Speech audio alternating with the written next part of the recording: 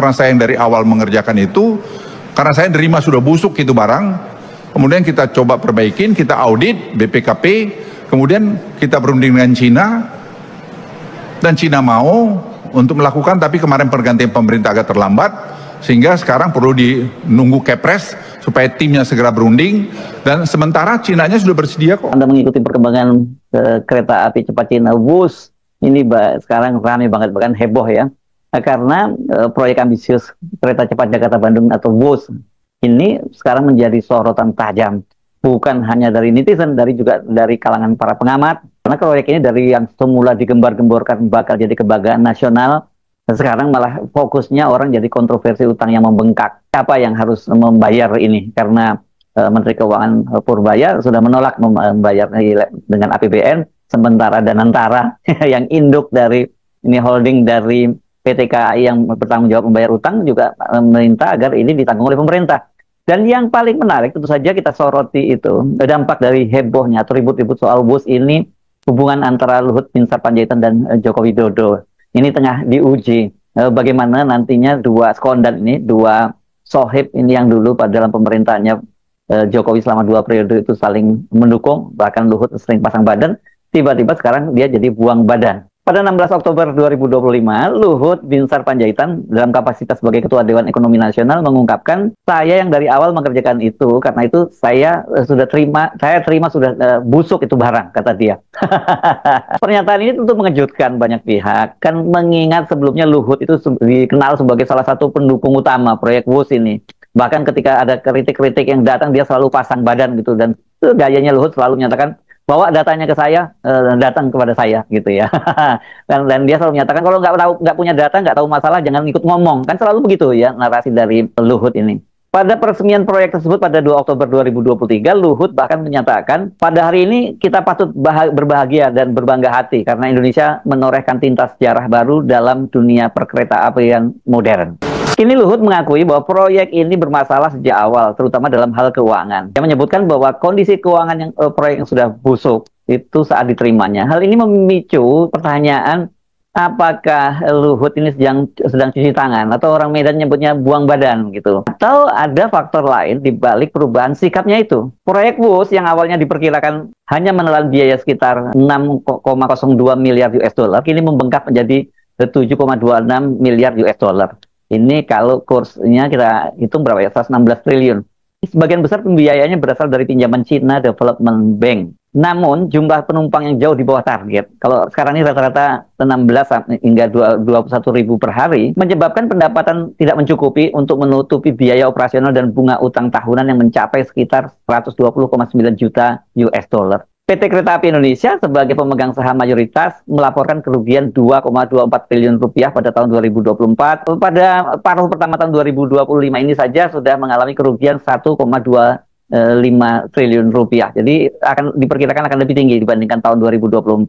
Dan kalau harus lagi menanggung biaya atau pembayaran bunga dan utangnya ke China Development Bank, ini bukan babak belur ini. PT KAI atau oleh direktur utamanya disebut mereka bersiap-siap menghadapi bom waktu. Pemerintah tengah mencari solusi restrukturisasi utang untuk mencegah beban jatuh ke APBN. Nah, di tengah ribut-ribut inilah sekarang mantan Presiden Jokowi yang sebelumnya selalu mendengung-dengungkan bahwa dia ini melakukan revolusi dalam sektor transportasi, Indonesia memodernisasi transportasi dan katanya menjadi negara di Asia Tenggara pertama yang memiliki kereta api cepat itu, kini dia menghadapi tekanan dari publik. Netizen dan sejumlah pakar menuntut agar Jokowi bertanggung jawab atas utang besar yang ditinggalkan proyek WUS. Ya. Nah, kalau netizen nyebutkan lu punya duit 11 triliun di kantong, bisa. Nah, teman-teman kembali lagi di channel ini.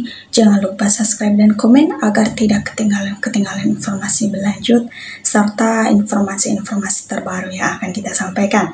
Nah, teman-teman, kita tahu bahwa dalam cuplikan video tersebut dimana sangat bagus sekali untuk kita bahas. Ya, teman-teman, dalam video tersebut dimana Opung Luhut ini memberikan pernyataan ketika dia diundang di sebuah acara, ya di situ mungkin dia keceplosan atau sengaja, kita juga tidak tahu ya, di situ dia keceplosan yang dimana memberikan pernyataan mengenai tentang negara kita. Ya, waktu itu di situ dia memberikan pernyataan itu ya seakan-akan membuka aib bagian dari Bapak Jokowi. Ya, ibaratnya seperti ini sama mereka saling membuka aib satu sama lainnya begitu. Ya, mungkin saling menyalahkan supaya mereka menghindari hukum ya begitu. Ya, sehingga Bapak Jokowi sedikit terpojok ya di situ. Seakan-akan dalam sebuah program yang sudah mereka lakukan itu ternyata salahnya Bapak Jokowi, bukan dia. Nah, dia cuma melaksanakan saja. Ya, menurut kita sebagai masyarakat Indonesia tentunya hal itu seakan-akan mereka saling melemparkan satu sama lain untuk tidak menyalahkan diri, ya begitu, supaya masyarakat jangan menyalahkan dia, ya begitu. Ya, kita tahu bahwa ternyata mereka ini memang benar-benar pembuat onar ya di negara kita. Di setiap kerusuhan-kerusuhan di negara kita selalu terlibat dengan bagiannya Mulyono ini. Ya, KPK tidur kalau dinasti bermasalah hanya berani sama kasus receh. Ya, begitu kalau Ruci KCCI ribut minta dibayarkan oleh APBN waktu membangunnya tidak menerima saran dari menterinya. Ya, sehingga inilah yang terjadi di negara kita.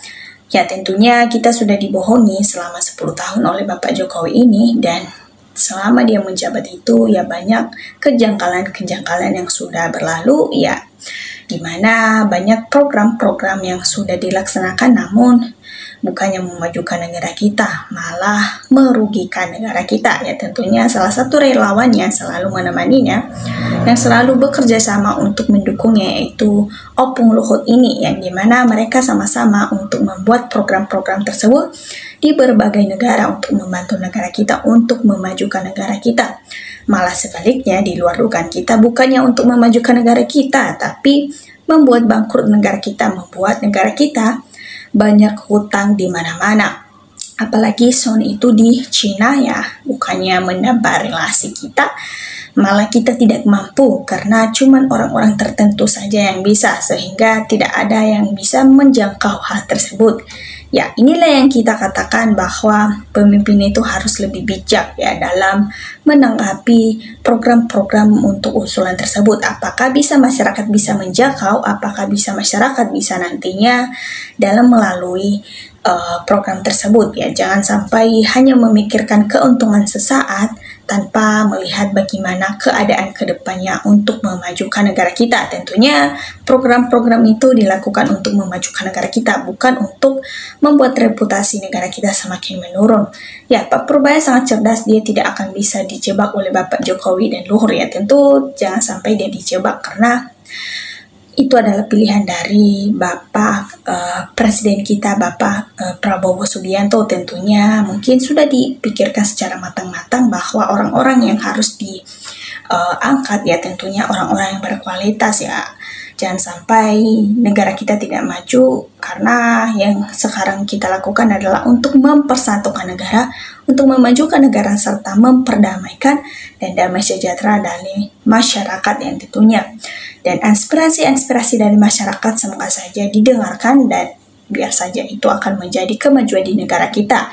Ya, setelah pasti terbongkar semoga ijazahnya juga, karena ketika Bapak Jokowi segera diadili otomatis semua yang menyangkut dengan dirinya tentunya akan semua terbongkar ya begitu teman-teman. Karena pada saatnya Bapak Presiden segera lakukan audit menyeluruh terhadap proyek-proyek besar itu yang di masa Bapak Jokowi ini ya, ibaratnya ditelusuri sebaik mungkin apa kejanggalan-kejanggalan selama ini supaya apa permasalahan dari program-program tersebut ya diambil paksa semua uang negara yang dikorupsi oleh mereka ya supaya hukum terlihat ya begitu.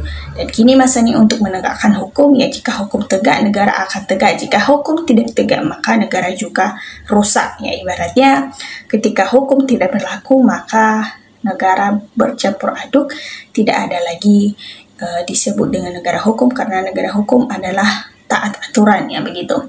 Karena dalam proyek-proyek itu sama mereka tidak pernah ada untuk memajukan negara kita, malah membuat peraturan sendiri, ya membuat bangkrut ya begitu. Ya sehingga tidak maju-maju. Yang mendekati dan menjilat Tuhan adalah keahlian, tak ada loyalitasnya, ibaratnya seperti begitu, seakan-akan saling menyalahkan satu sama lain untuk tidak disalahkan diri sendiri ya. Kayak mereka saling melempar begitu. Karetanya busuk ya, dibeli dengan utangannya, karena si Luhut dan Jokowi bertanggung jawab proyek kereta cepat itu dan tidak ada kena mengenai dengan rakyat kecuali Termul atau Ternak Mulyono ini ya. Bukan hanya karena cepat saja yang bermasalah, tapi ikan juga proyek yang dipaksakan termaksud proyek strategis nasional karena uangnya akan dikorupsi ya. Ibaratnya di negara kita kalau tidak cepat-cepat dalam menangani kasus-kasus dalam proyek-proyek itu ya tentunya akan dikorupsi nantinya. Jadi harus benar-benar ditelusuri dan harus dirangkai sedetail mungkin supaya berjalan dengan lancar ya begitu. Kita bisa tahu dalam menyingkapi video itu. Nah teman-teman, demikian dari pembahasan kita dan kita akan bahas lebih lanjut lagi. Dan jangan lupa viral luaskan dan berikan tanggapannya di kolom komentar supaya kita bisa saling bertukar pikir dalam menyikapi situasi-situasi politik di negara kita ini. Terima kasih teman-teman.